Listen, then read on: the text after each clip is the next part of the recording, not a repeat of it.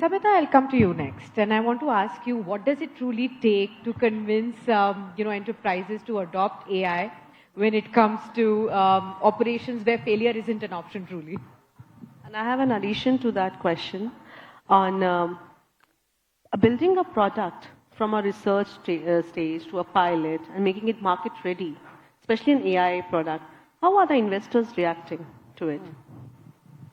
Fantastic. I started it with the beginning, two powerhouses asking the question. So thank you so much. I'll try my best. I'll go with the investors reacting. I see tremendous amount of propensity in investors. We're backed by Kalari, huge support from Vani Kola herself, who is invested in tech that is not just deep, but really is solving world problems. So we also are backed by Java, which is a US-based Bhargavi Vijay Kumar. So we see a lot of investors that we are talking to.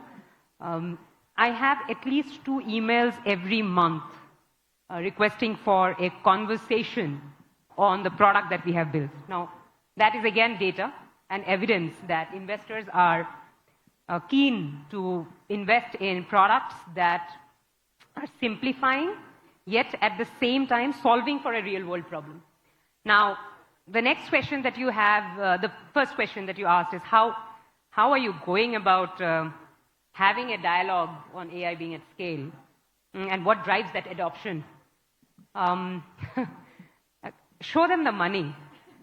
I think for natural disasters, I always say we are sitting at 4 seasons. What if there was a scenario where I could show you on the dashboard or on any desktop device or a phone that you have, what is the risk exposure of this building today if flood happens? I'm very sure it will at least edge the right side of your mind, which is called the curious mind. I want to know my score before the flood happens. By the way, we are not forecasting floods. We are not forecasting any season. We're just telling you, if flood happens today at 4 seasons and around this area, what is my risk?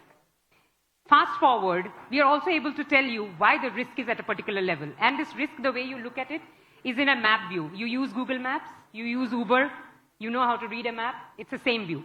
Now, the way for adoption is when I tell you that if 4 seasons doesn't stay tomorrow, what's the financial damage? How many people will not turn up? How many footfall will they lose?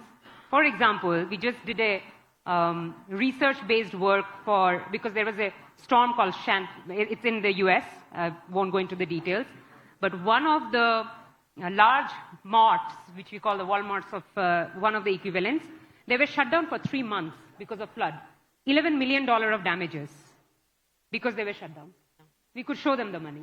That drives adoption. It's universal with government and private sector.